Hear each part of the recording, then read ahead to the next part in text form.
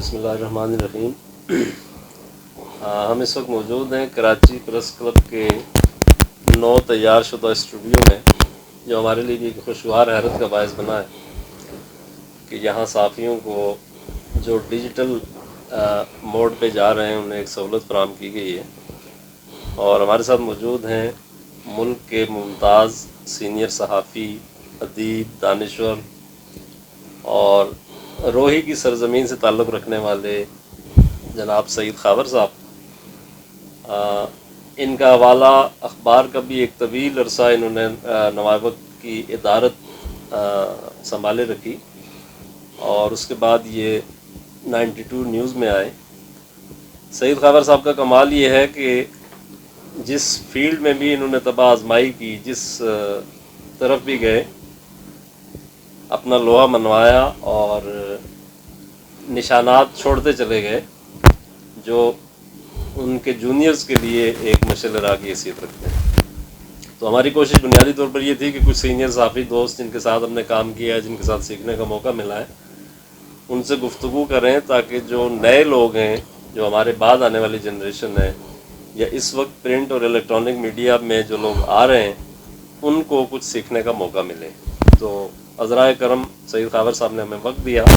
ویسے ہمارا تعلق ان سے بہت پرانا ہے، یعنی آپ کہہ سکتے ہیں کہ صحافت کے بچپن سے، یعنی میری صحافت کا بچپن جب شروع ہوا تو سعید خاور صاحب اس وقت بھی روزنامہ نوائے وقت میں تھے، اور انہوں نے سیلف میڈ کا جو ایک کنسیپٹ ہے، یا یہ جو ایک لفظ ہے، اس پہ صحیح معنوں میں اگر کچھ لوگ پورا اترتے ہیں تو وہ سعید خاور صاحب ہیں۔ تو میں چاہوں گا کہ میں زیادہ تعارف اس حوالے سے زیادہ تمہید طویل ہو جائے گی، میں چاہوں گا کہ وہ گفتگو کا آغاز خود کریں اور اپنے بارے میں خود بتائیں کہ صحافت کی طرف کس طرح ان کا آنا ہوا، اور یہ پچھلا 30-35 سال کا سفر جو زیادہ تر ہمارے سامنے گزرا ہے، وہ کس طرح سے انہوں نے طے کیا۔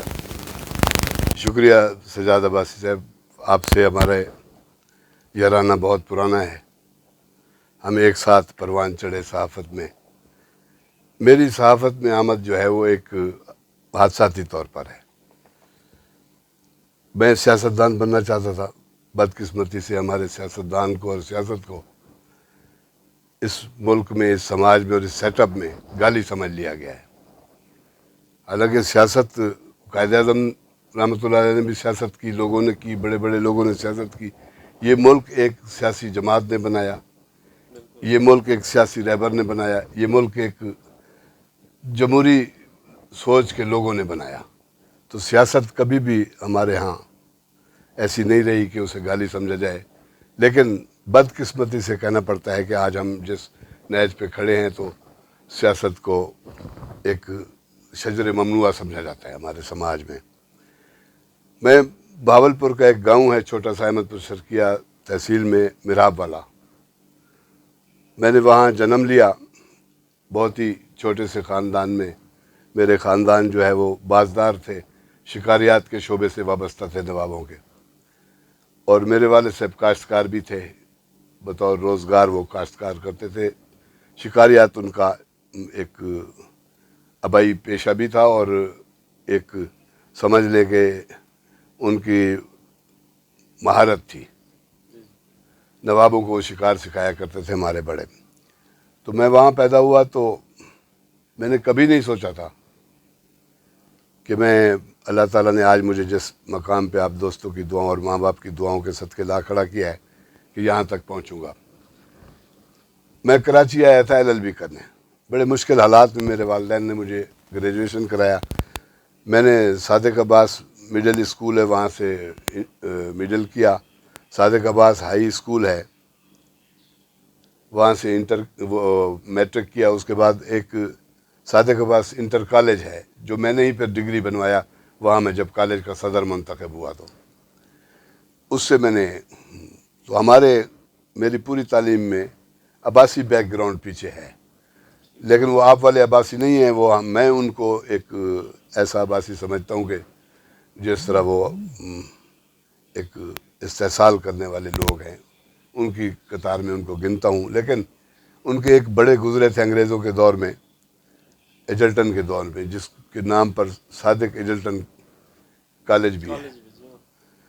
عباسی ہائی اسکول بھی ہے بھاولپور میں. تو یہ سارے تعلیمی ادارے انہوں نے اس دور میں بنائے کہ آپ حیران ہوں گے آج بھی جتنے تعلیمی ادارے اور درس گاہیں بھاولپور کی دھرتی پر موجود ہیں وہ کہیں نہیں ہیں. یہ اتفاق سے کوئی 5-7 سال پہلے میں بھی جی. 1-1.5 ہفتہ رہ کے آیا ہوں. تو میرا خیال ہے کہ مجھے تو پاکستان کا اگر کوئی سب سے خوبصورت شہر لگا ہے، مجھے لگ نہیں رہا تھا کہ میں پاکستان بلا شبہ بلا شبہ. کشادہ سڑکیں، نفیس لوگ، ٹریفک کا ہجوم نہیں، مطلب بہت ساری ایسی اب عباسی بدقسمتی سے آبادکاری بہت ہو گئی ہے تو وہ جو مقامی لوگ ہیں وہ آٹے میں نمک کے برابر ہوتے جا رہے ہیں ایسا ایسا. لیکن یہ ایک الگ سیاسی بحث ہے. میں نے وہاں سے ان عباسی درسگاہوں سے گریجویشن کیا ہے صادق ایجلٹن کالج بھاولپور سے. یہ کس سن کی بات ہے؟ یہ میں نے کیا 83-84 میں. پھر میں کوئٹہ چلا گیا، وہاں پر کوشش کی کہ کوئی روزگار بھی مل جائے. تو وہاں کے موسم مجھے راس نہیں آئے تو میں واپس پلٹ گیا. تو 86 میں میں کراچی آ گیا اور اس نیت کے ساتھ آیا تھا کہ چونکہ میری ایک شروع سے ہی اٹھان ایسی تھی کہ میرے لیے سیاست کے دروازے کھلتے چلے گئے. خاص طور پر جب میں انٹر کالج اور ڈگری کالج پہنچا تو میں نے وہاں ایک معمولی گھر کا بچہ، اس نے وہاں غیر معمولی کامیابیاں حاصل کی اور میں وہاں کا طلبہ یونین کا صدر منتخب ہوا. تو میں نے کہا کہ بھئی یہ فیلڈ بہتر ہے، میں اپنے لوگوں کے لیے جو پسماندہ لوگ ہیں، مظلوم لوگ ہیں، مقہور لوگ ہیں، میں ان کے لیے کام کروں گا، ان کو زمین سے اٹھا کر چلنے کا انداز سکھاؤں گا. تو ہوا یہ کہ میں یہاں جب پڑھنے کے لیے آیا تو اتفاق سے ہمارے پاس جو زمینیں تھیں وہ ہمارے ایک فیملی کے حادثے میں وہ زمینیں ہم سے چلی گئیں. تو اب آپ کو پتہ ہے کہ پنجاب میں سرائکی بیلٹ میں یا کہیں بھی زمین کے بغیر کوئی بھی آدمی سیاست نہیں کر سکتا. پہلے یہی تصور ہوتا تھا. اب تو پنواڑی بھی سیاستدان بن گئے، ارب پتی بن گئے. تو میرا خیال یہ تھا کہ میں جاؤں گا LLB کر کے آؤں گا وہاں سے کراچی سے، اور یہاں آ کے پھر میں وکالت بھی کروں گا اور لوگوں کے مقدمے لڑوں گا، لوگوں کی زندگیاں بدلنے کے مقدمے لڑوں گا. تو پھر میں یہاں آیا تو یہاں میں نے آ کے دیکھا کہ یہاں تو لوگ جو ہے وہ نوکریاں بھی کرتے ہیں اور پڑھتے بھی ہیں. تو میں نے کوشش کی کہ مجھے نوکری مل جائے. تو پروفیسر ڈاکٹر جاوید چاند جو سرائکی شعبے کے سربراہ ہیں، نذیر لغاری، انہوں نے گل محمد فیضی صاحب سے نوائے وقت میں استدعا کی کہ بھئی آپ اس کے لیے کوئی نوکری کا بندوبست کریں. تو ایک دن مجھے مہینے 2 مہینے بعد انہوں نے کہا یار تم نوائے وقت میں نوکری کرو گے؟ مجھے تو ملازمت درکار تھی، کہیں بھی مل جائے. تو میرے لیے اس وقت یہ صحافت کوئی اتنا پرفریب خواب نہیں تھا. اس وقت ہم لوگ ناواقف تھے کہ اداروں کے ماحول کیسے ہوتے ہیں، اداروں کی شان کیا ہوتی ہے اور صحافیوں کی شان کیا ہوتی ہے. تو جب انہوں نے مجھے پیشکش کی تو میں نے کہا بسم اللہ. تو انہوں نے گل محمد فیضی صاحب اسلام آباد میں ہیں، تو انہوں نے نظامی صاحب سے بات کی کہ ایک نوجوان ہے، پڑھنا بھی چاہتا ہے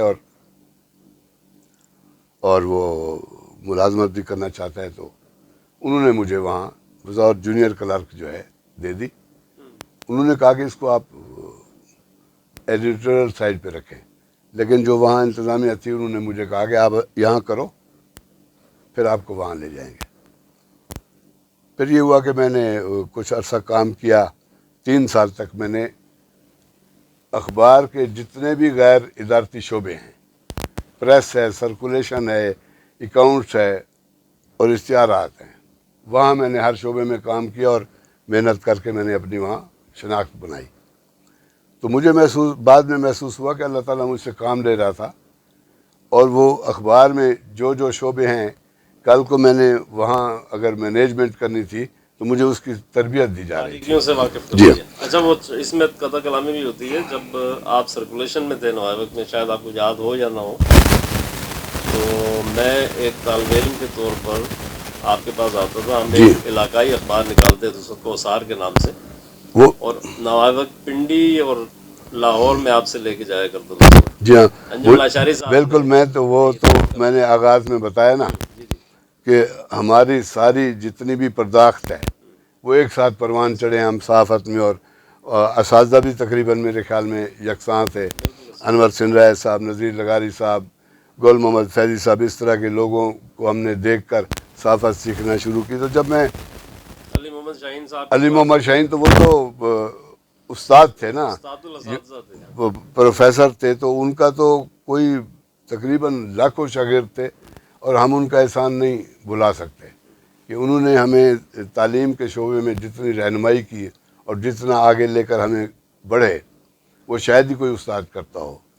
تو اس طرح میں نے وہ LLB بھی کر لی. اس کے بعد میں نے سوچا کہ بھئی اب مجھے اپنی فیلڈ میں جانا چاہیے, میں لکھنے پڑھنے والا بندہ ہوں. تو میں لکھتا بہت پہلے سے تھا. 7ویں جماعت میں نے پہلا افسانہ لکھا تھا سرائیکی زبان میں. تو وہ میرے اندر ایک تھا, جراثیم تھے کہ مجھے خواہش تھی بھی خواب سے کہ مجھے لکھنا چاہیے اور میری چیزیں چھپنی چاہیے. تو جب یہ ہوا تو ہمارے جو بشیر احمد جمرہ صاحب تھے, میں نے ان سے اصرار کیا کہ دیکھیں جی, نظامی صاحب نے مجھے کہا تھا کہ آپ ان کو ایڈیٹورل سائڈ پہ رکھیں, آپ نے مجھے ڈمپ کر دیا ہے, وہاں میں نے جو کچھ سیکھنا تھا سیکھ گیا ہوں. تو بشیر احمد جمرہ صاحب نے کمال مہربانی کی, وہ نظامی صاحب کے کلاس فیلو تھے, انہوں نے بات کی, ایک بچہ ہے اس میں ٹیلنٹ ہے, آپ اس کو موقع دیں. تو مجھے پھر فیملی میں موقع دیا گیا. فیملی میگزین جو ایک اخبار جہاں کی طرز کا نکلتا آپ نے تھا, آغاز فیملی میگزین سے کیا؟ فیملی میگزین سے. اس کے بعد پھر میں فیملی میگزین سے تھا, تو مجھے نوائے وقت میں ٹریننگ سب ایڈیٹر کا موقع دیا گیا. پھر سجاد صاحب میں نے کبھی مڑ کر نہیں دیکھا. پھر وہ جو میں خواب لے کے آیا تھا کہ میں یہاں سے LLB کر کے واپس جاؤں گا, تو وہ میں نے خواب ترک کر دیے. میں نے کہا یہ ایک بڑی فیلڈ ہے, اس میں بیٹھ کر میں دنیا بھر کے مظلوموں کا ساتھ دے سکتا ہوں اپنے قلم کے ذریعے. تو میں نے اپنا منزل ہی تبدیل کی, اور میں نے پھر یہ کیا کہ صحافت کو ہی اوڑھنا بچھونا بنانے کا فیصلہ کیا. میں ٹریننگ سب ایڈیٹر ہوا. پھر اس کے بعد میں ٹریننگ سب ایڈیٹر سے کوئی شعبہ ایسا نہیں ہے within organization, newspaper organization, جس کو میں نے جہاں کام نہ کیا ہو. رپورٹنگ کی, میں نے ڈسٹرکٹ ایڈیٹر رہا, میں کامرس ایڈیٹر رہا, ایڈیٹورل ڈیسک کا انچارج رہا, میں سٹی ایڈیٹر رہا, میں نیوز روم میں نے مین ڈیسک پہ کام کیا. تو کوئی ایسا کام نہیں تھا جو میں نے نہ کیا ہو. تو میں ایک واحد مثال بن گیا پرنٹ میڈیا کی اس وقت. بعد میں مجھے اللہ نے یہ اعزاز بھی دیا کہ میں پرنٹ میڈیا اور الیکٹرانک میڈیا کی واحد مثال بن گیا, کہ میں نے DW سے text to transmission electronic media کی ٹریننگ بھی لی. تو وہ مجھے نوائے وقت میں موقع دیا تھا نظامی صاحب نے, جب یہ وقت نکال رہے تھے 2007 میں نے ان کا TV شروع کیا. تو پھر میں یہ ساری چیزیں کرتا رہا. تو جب سجاد میر صاحب لاہور جا رہے تھے, یہاں سے ہجرت کر رہے تھے, تو نظامی صاحب نے فیصلہ کیا کہ میں ایڈیٹر باہر سے لانے کی بجائے اپنے ادارے سے بناؤں گا. تو ان کی نظر انتخاب مجھ پر پڑی, ان کی مہربانی ہے. بہت ساری خامیوں اور خوبیوں کا مجموعہ تھے, لیکن یہ ان کی ایک مجھ پر احسان تھا کہ انہوں نے مجھے موقع دیا. تو اور مجھے انہوں نے کہا, ایک مجھے جملہ مجید نظامی صاحب, کیونکہ میں نے 15-20 سال ان کی خوشبو میں گزارے ہیں, تو ان کا کئی ایسے جملے ہیں جو ذہن میں ہیں. ان کی ایٹامک پاور کے حوالے سے, سیاست کے حوالے سے, نواز شریف فیملی سے تعلقات کے حوالے سے, یا پرویز مشرف کے حوالے سے, کئی چیزوں کا میں عینی شاہد ہوں. تو انہوں نے مجھے ایک دن فون کیا کہ بھائی کیا کر رہے ہیں. میں نے کہا جی بیٹھا ہوں, حکم کریں. کہنے لگے پھر جا کے آپ کل چارج سنبھال لیں. اتوار کا دن تھا, تو میں اپنے بال کالے کرانے کے لیے پہلی دفعہ گیا ہوا تھا.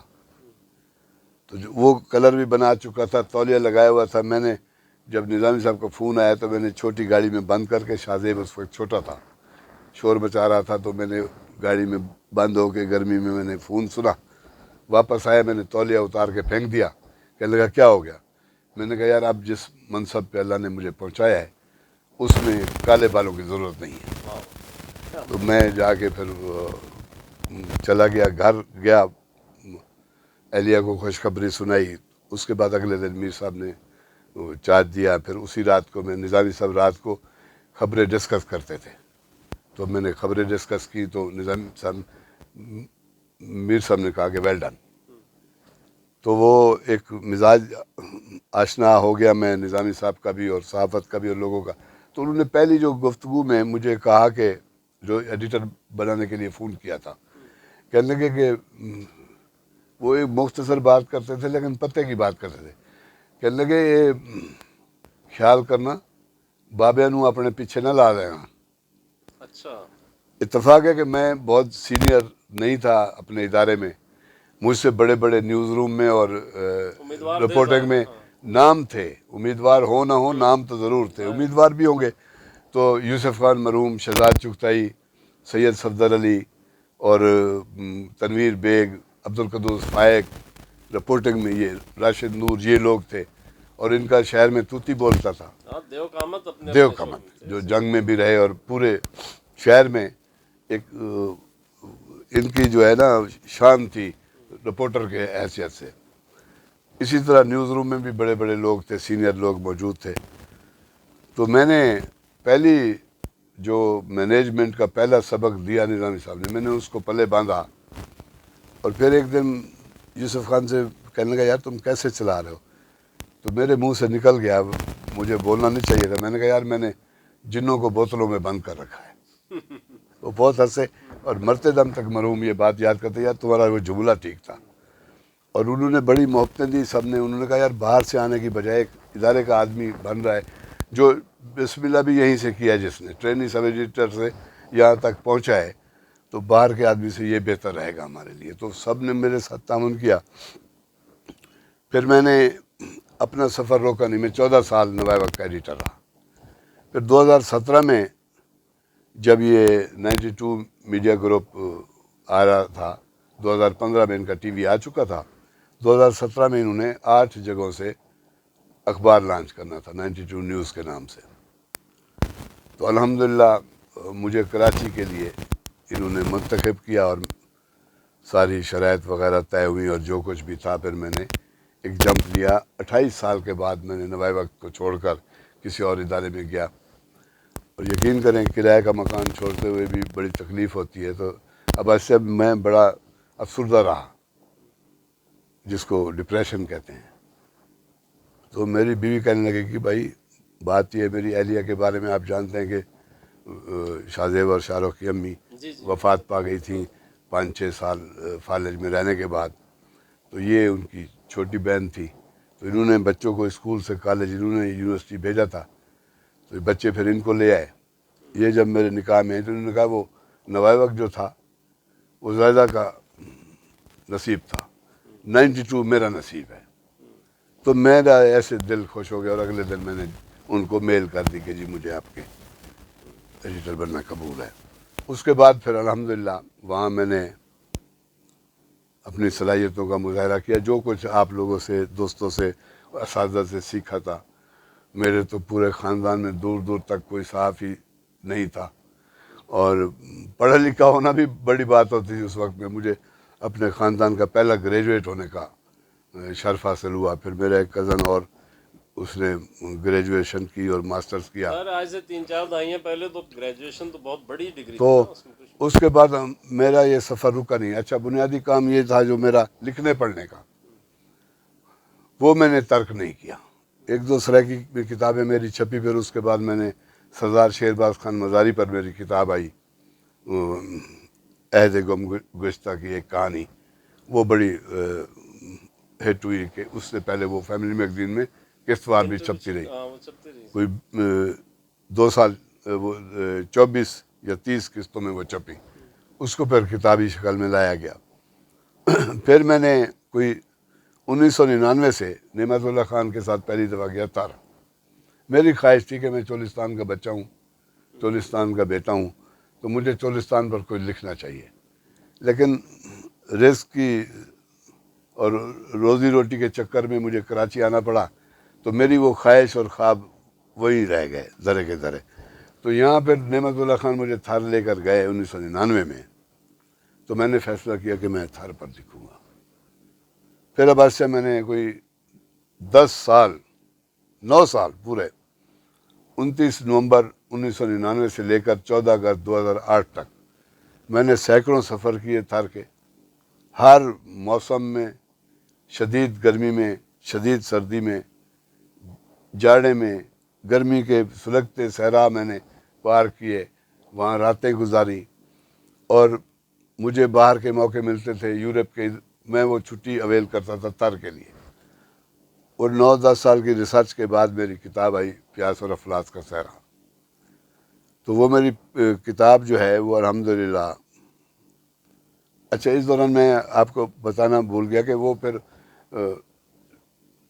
جب ٹی وی شروع کیا انہوں نے، نوائے وقت والوں نے، تو مجھے موقع دیا کہ میں بھی جرمنی سے ٹیکسٹ ٹو ٹرانسمیشن ٹریننگ لوں. تو وہ میں نے لی. عارف نظامی صاحب نے میرا انتخاب کیا کہ بھئی ان کو بھی. تو وہ میں نے 2007 سے سجاد میر صاحب اور میں 2010 تک ان کے ٹی وی کے ساتھ وابستہ رہے، لیکن ان کی ٹی وی کے حوالے سے پالیسیاں کچھ پسماندہ اور فرسودہ قسم کی تھی، تو ٹی وی میں نے چھوڑ دیا. پھر یہ ہوا کہ اس کتاب نے مجھے بہت پہچان دی. تھر کی میں نے ایک طرح سے مقدمہ لکھا. اس تھر کا مقدمہ نہیں تھا، بلکہ پاکستان کے کروڑوں غریب عوام کا مقدمہ تھا. اس میں لوگوں کے ساتھ وڈیرے کیا کرتے ہیں، پولیس کیا کرتی ہے، حکومتیں کیا کرتی ہے، فوج کیا کرتی ہے، وہ ساری چیزیں میں نے اس میں لکھی. تو اس کتاب نے مجھے بڑی شہرت دی، بڑا پیسہ دیا، اور اس کے بعد بڑا نام ملا. تو 4 ایڈیشن اس کے چھپے. تو ابھی الحمدللہ یہ ہوا ہے کہ میرے ایک دوست نے اس کتاب کا سندھی میں ترجمہ کیا ہے، اے بی راٹھوڑ صاحب نے. پھر اب چونکہ میں انگریزی جرنلزم سے بھی وابستہ ہوں، جب یہ 1 سال پہلے 92 میڈیا گروپ نے بلوچستان ٹائمز لانچ کیا اسلام آباد اور کراچی سے، تو مجھے کراچی کا ایڈیٹر بننے کا موقع ملا. تو میں نے وہ کتاب انگریزی میں بھی کر لی ہے، اور انشاءاللہ چند مہینوں میں آپ دیکھیں گے کہ وہ بیک وقت اردو، سندھی اور انگریزی میں وہ کتاب آئے گی. اس کے علاوہ میرا ادب پر بہت کام ہے. ایک میرے جو اپنی جنم بھومی ہے جو میں لکھنا چاہتا تھا، وہ ایک ہاکڑا کے آنسو کے عنوان سے، وہ تقریباً مکمل ہوئی پڑی ہے، لیکن ابھی چھپ نہیں سکی. پھر میرے سفر نامے ہیں. پھر ایک میرا نوائے وقت کا جو سفر تھا اور نوائے وقت کا جو انجام ہوا، ایک تحریکی اور تاریخی اخبار. مجید نظامی صاحب اپنے جیتے جی اپنی لے پالک بیٹی کو دے کے چلے گئے، جس نے اس تاریخی اخبار کو تباہ کر کے رکھ دیا. کارکن پیسوں کے لیے میں خالی ہاتھ آیا، 28 سال دینے کے بعد خالی ہاتھ آیا، لیکن انہوں نے کچھ نہیں کیا. بہرحال یہ ہے کہ وہ تو ایک الگ کہانی ہے. لوگ دیکھتے ہیں، مظاہرے کرتے ہیں، روزانہ رمیزہ نظامی کے خلاف مظاہرے ہو رہے ہوتے ہیں. تو پھر میں نے وہ کتاب میری ہوئی. میں نے نوائے وقت ہائی جیکنگ کیس کے عنوان سے کتاب لکھ رکھی ہے. اچھا، آپ نے ذکر کیا تھا شاید پہلے. ہاں، وہ میں فی الحال مناسب نہیں سمجھتا کہ میں اس کو منظر عام پر لاؤں، لیکن جس طرح سے لوگوں کے ساتھ زیادتیاں ہو رہی ہیں، تو میرا دل کرتا ہے کہ بھی میں اس کو منظر عام پر لاؤں اور اس کو چھپواؤں، لوگوں کو پتہ چلے کہ ان کے اصل روپ کیا تھے، اصل کردار کیا تھے، اور ٹرسٹ کے نام پر کس طرح سے لوگوں کو بیوقوف بنایا گیا. نظامی صاحب کی خود اپنی بعض پالیسیاں، بہت بڑے آدمی تھے، لیکن ان کی جو بعض متعصبانہ پالیسیاں تھیں وہ بھی ناقابل فراموش ہیں، اور کسی طور بھی قابل معافی نہیں. ناقابل تلافی بھی ہیں. تلافی تو نہیں ہو سکتی نا، وہ مر گئے. وہ اپنا سارا سرمایہ اور ساری سلطنت وہ دے گئے اپنی لے پالک بیٹی کو، نہ جو شرعی طور پہ اس کی حقدار ہے، نہ قانونی طور پہ. بھتیجا اسی خوردہ بھتیجا اسی المیے میں وہ دنیا سے عارف نظامی صاحب. تو اس طرح سے گزرتا رہا. پھر یہ ہے کہ میں نے ایک میرا سفر نامہ ہے دیار یارمن ترکی. ہاں، ترکی کے حوالے سے آپ کو بڑا کام بھی ہے. وہ مکمل ہوا پڑا ہے. ایک ہے سورج سرکار کے دیس میں. جاپانی کہتے ہیں نا جی ہاں، کہ سورج یہاں سے اگتا ہے. اچھا، سورج سرکار کے دیس میں. سورج سرکار کے دیس میں وہ بھی تقریباً کمپلیٹ ہے. اس کے علاوہ یہ جو فیس بک پر میں لکھتا ہوں تحریریں، یہ کہیں اور نہیں چھپتی. میرے فیس بک پر میں نے دیکھا ہے کہ لوگ اس کو مذہبی منافرت کے لیے، لسانی منافرت کے لیے استعمال کرتے ہیں۔ سوشل میڈیا کا دور ہے، ڈیجیٹل میڈیا کا دور ہے۔ سوشل میڈیا کو پاکستان کے حق میں، پاکستان کے عام لوگوں کے حق میں کیسے بروئے کار لایا جا سکتا ہے، اس کا میں نے ایک نمونہ پیش کیا ہے کہ آپ دیکھتے ہیں میں شخصیات کے بارے میں لکھتا ہوں، وہ عام آدمی ہے یا بڑا آدمی ہے، جو میں اس میں خوبی دیکھتا ہوں۔ میرے والد صاحب کہتے تھے کہ ہر انسان خوبیوں اور خامیوں کا مجموعہ ہوتا ہے، لوگوں میں حسن تلاش کیا کرو۔ میں لوگوں میں حسن تلاش کرتا ہوں، مجھے نہیں پتا کہ وہ سجاد عباسی کیسے بنا، کیسے بن گیا۔ میں یہ دیکھتا ہوں کہ سجاد عباسی ایک محبوب انسان ہے، اس کے محاسن لکھنے چاہیے، لوگوں کو بتانا چاہیے۔ یہ ایک طریقہ کامیاب رہا اور تقریباً کوئی 400 کے قریب صفحات پر مشتمل فیس بک کی رائٹ اپس ہیں۔ جی ہاں، وہ ایک الگ۔ اچھا، اس میں کراچی کے حوالے سے بھی جو آپ لکھ رہے تھے، کراچی کی کہانی، وہ اس کام کے بارے میں آپ نے پوچھا ہے تو میں عرض کرتا ہوں۔ تو بڑا کمال کا کام۔ جس دن میں نے 92 میڈیا گروپ جوائن کیا، پہلے شمارے سے، پہلے ہفتہ برائے اتوار سے میں نے کراچی پر لکھنا شروع کیا۔ آپ دیکھتے ہوں گے کراچی پہ ایک تصویر بناتے اور بلاگ لکھ دیتے ہیں، میں نے وہ کام نہیں کیا۔ میں نے باقاعدہ ریسرچ کی، محنت کی، کتابیں کھنگالی، میں ان بلڈنگز میں گیا، ان کے بارے میں جاننے والے آرکیٹیکٹ سے ملاقاتیں کی، تو 2500 ورڈز کا، 3000 ورڈز کا میں ہر کے 300 ایپیسوڈ میں لکھ چکا ہوں۔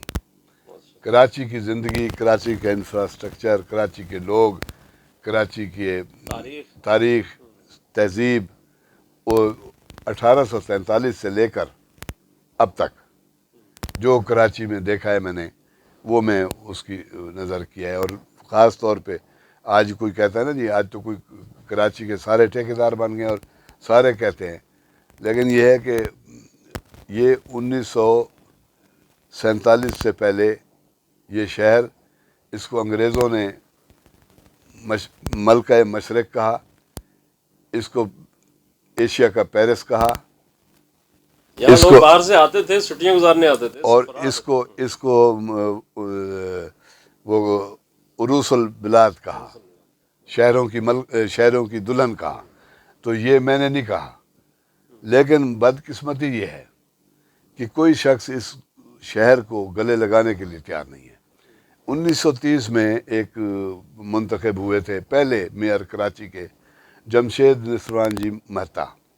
وہ ایک عام انسان تھا کراچی کا، چھوٹی سی دکان سے وہ بڑا آدمی ہوا، اور اس کے بعد اس نے کراچی کے بارے میں خواب دیکھنا شروع کی، اور اس کے بعد انگریزوں سے مل کر اس نے اس کراچی کو عروس البلاد بنانے کے لیے جو کام کیا، وہ آج بھی ازہر من الشمس ہے۔ آج جو انفراسٹرکچر آپ دیکھتے ہیں نا، یہ انگریزوں کے دور کا ہے۔ ہم نے اس شہر کو کچھ نہیں دیا، ہم نے کچھ نہیں دیا، بلکہ ہم پریزرو بھی نہیں کر سکے اس کو۔ نہیں، جو چیزیں تھیں ہم سنبھال بھی نہیں سکے۔ ہمارے مندر گرائے جا رہے ہیں، ہمارے رام باغ کو آرام باغ کر دیا گیا ہے۔ مقصد ہے نام بدلنے سے چیزیں نہیں بدلتی، یا ان کی حقیقتیں تبدیل نہیں ہوتی۔ تو وہ ہوا، تو پھر میں نے یہ لکھنا شروع کیا۔ بلڈنگز ہیں، ان میں شخصیات ہیں۔ تو نصروان جی مہتا جو تھے، وہ کہتے تھے کہ اگر 5 لوگ بھی روزانہ اپنے سینے پر یہاں ہاتھ رکھ کر 5 دفعہ کہیں، پنج نہیں لگتے تھے مجھے، وہ تھے تو فارسی، تو وہ کہنے لگے کہ سینے پر ہاتھ رکھ کر کہیں کہ کراچی میرا ہے، کراچی میرا ہے، کراچی میرا ہے، کراچی میرا ہے، کراچی میرا ہے، تو کہنے لگے نہ تو اس کی کبھی روشنیاں گول ہو سکتی ہیں، نہ اس کی ترقی کبھی روک سکتی ہے۔ لیکن اس کے بعد یہ ایک عالمی یتیم خانہ بن گیا۔ پاکستان سے تو لوگ پہلے بھی آتے تھے، پھر ایک لسانی منافرت پھیلی، اس میں لوگ مارے گئے، سب کچھ ہوا، لیکن کراچی کل بھی کسی نے اون نہیں کیا، آج بھی نہیں کیا۔ نہ اس کو حکومتیں اون کرتی ہیں، نہ ان کو مختلف زبانیں بولنے والے گلے لگاتے ہیں، بلکہ کراچی صرف پیسہ کمانے کی مشین ہے، جبکہ ہم اسے سمجھتے تھے، ایک زمانے میں کہتے تھے کہ کراچی غریبوں کی ماں ہے، بالکل ایسے یہی کہا جاتا ہے، جس کو پناہ کہیں نہیں ملتی تھی۔ منی پاکستان تھا یہ۔ بہرحال آپ نے کراچی کا قرض اتارنے کی کوشش کی، میں نے وہی ایک کوشش کی، ہم سب پہ قرض ہے، جیسے میں نے صحرا کا قرض اتارنے کی کوشش کی، کہ میرا بچپن، میں نے پہلی تحریر ریت کے ٹیلے پر لکھی تھی، تو اللہ نے مجھے موقع دیا تو میں نے پھر یہ صحرا پہ لکھا، اور اس صحرا نے مجھے، صحرا کے لوگوں نے بہت دعائیں دیں، جس کے نتیجے میں میں بہت آگے گیا۔ اب یہ کراچی کا قرض بھی میں نے کہا کہ میں وہاں سے سرائکستان سے یہاں آیا ہوں، یہاں سندھ میں، سندھ کو میں نے اپنی سرزمین بنایا، اپنا فیوچر بنایا ہے۔ میں یہاں اب کہیں نہیں جانے والا، تو جب کہیں نہیں جانے والا تو میرے اوپر جو اس دھرتی کے احسانات ہیں وہ کس طرح سے اتاروں؟ تو پھر میں نے یہ کیا کہ یہ کراچی والا کام کیا ہے، جو انشاءاللہ تعالی میرا اگلا پروجیکٹ جو ہے یہ پیاس اور افلاس کا صحرا، یہ اردو میں، پھر سندھی میں، اور انگریزی میں ہے تھر، دی لینڈ آف تھرسٹ۔ وہ یہ جب چھپ جائے گا تو اس کے بعد میرا اگلا پروجیکٹ جو ہے وہ یقیناً پیاس اور افلاس کراچی کا ہو۔ صحرا بھی بہت مارکۃ الآراء کتاب ہے، میں نے چونکہ اس کو پڑھا بھی ہے، آپ کی مہربانی سے آپ نے عنایت کی تھی، اور میں یہ سمجھتا ہوں کہ کراچی پہ جو آپ نے لکھا ہے یہ بھی ایک بالکل ایک مختلف اور ایک واقعی صحیح معنوں میں ایک بڑی اور مارکۃ الآراء چیز یہ بھی سامنے آئے گی۔ اگر آپ اس کو، لوگوں کو انتظار، جن لوگوں نے اس کو پڑھا ہے میرا خیال ہے وہ منتظر ہوں گے کہ یہ کتاب کی شکل میں ہے۔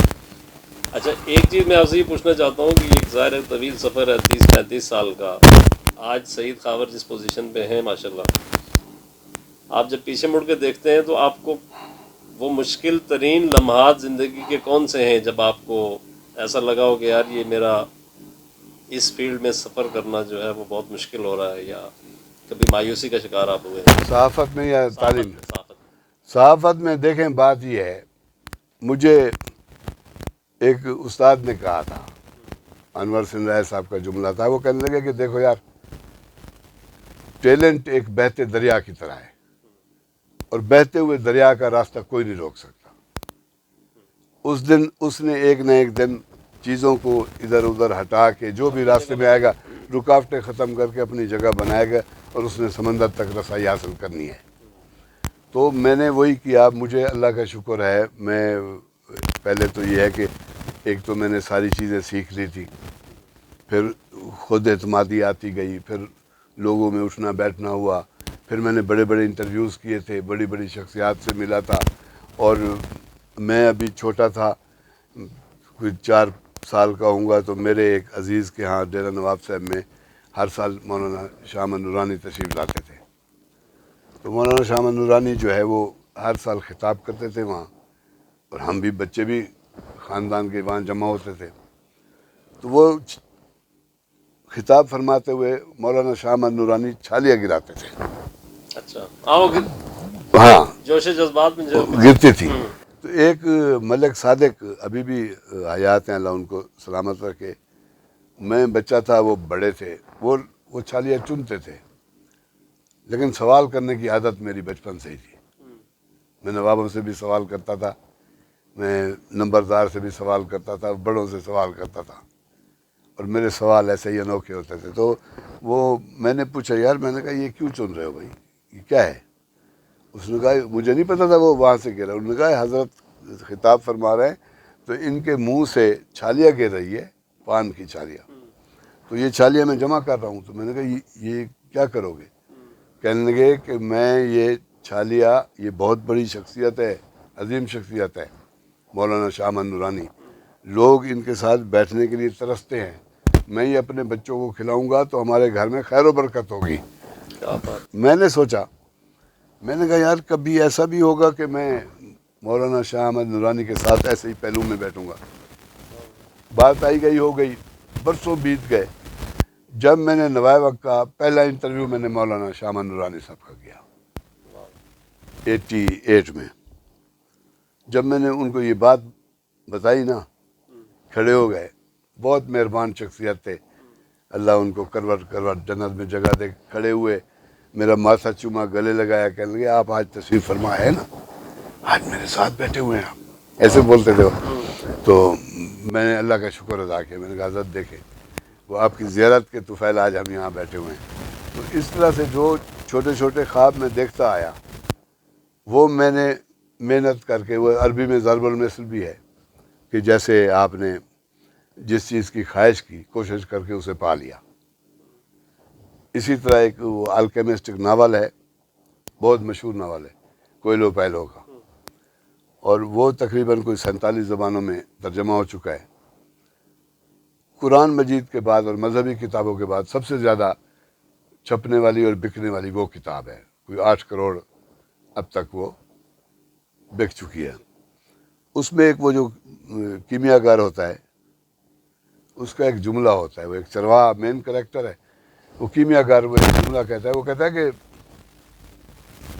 جب آپ کچھ کرنے کے لیے طے کر لیتے ہیں، فیصلہ کر لیتے ہیں کہ میں نے یہ کرنا ہے، تو کائنات کی ہر چیز آپ کی مدد کے لیے تابع ہو جاتی ہے۔ تو وہ بھی ایک بڑا اس نے بھی مجھے، توانائی دی۔ اور خاص طور پہ کتابوں نے، یقین کریں کہ آپ کو پتہ ہے ہم کتابیں شروع سے ہی پڑھتے تھے، تو کتابوں نے، ہمارے استاد ہمارا نصاب طے کرتے تھے کہ یہ کتاب پڑھیں، یہ پڑھیں، یہ پڑھیں۔ تو منٹو سرکار کو میں نے بہت پڑھا اور کئی بار پڑھا، ان کے سارے مجموعے چٹ کر ڈالے۔ خشونت سنگھ میرا پسندیدہ وہ رہا ہے کمال رائٹ۔ ناول نگار، اور اسی طرح میں نے جو ہے وہ فیض احمد فیض سرکار اور ان کی تو ایک آدھ جھلک دیکھنے کو ملی، اور فراز صاحب کے ساتھ تو ہمیں نشستیں کرنے کا موقع بھی ملا۔ تو یہ ہماری خوش بختی رہی کہ یہاں کراچی میں آ کر ہم اس کی بھیڑ میں گم ہونے کی بجائے ہم لوگوں کی جوتے سیدھے کرتے تھے، اللہ نے اٹھا کے ان جوتے سیدھے کرنے کے صدقے میں ہمیں ان لوگوں کے برابر میں بٹھا دیا۔ تو یہ سارا کام کرتے رہے، کتابیں بہت پڑھی، تو اس میں نے یہ سرانے رہتی تھی جو کتابیں، ان میں ایک نہجت البلاغہ، ایک دیوان فرید، ہمارے خواجہ غلام فرید کا دیوان ہے سرائکی میں، اس کے علاوہ باقی یہ بعد میں آ کے وہ آگ کا ذریعہ اور کون کون سے میکسم گورکی اور ایسی کتابیں، لینن صاحب کی، اور اس کے بعد پھر وہ ہوا کہ فراز اور یہ تو مست تھے، پھر ہماری محبتیں ہو گئی محسن نقوی شہید سے، ایسے کئی لوگوں سے، بڑے بڑے شعراء سے، اور بڑی شفقت کرتے تھے، پھر ان کو بھی پڑھا۔ اس کے بعد پھر یہ آگے بڑھتے رہے، تو کتابیں سرانے رکھی جن میں پھر دلی بھی ہوتا تھا، الکیمسٹ بھی ہوتا تھا،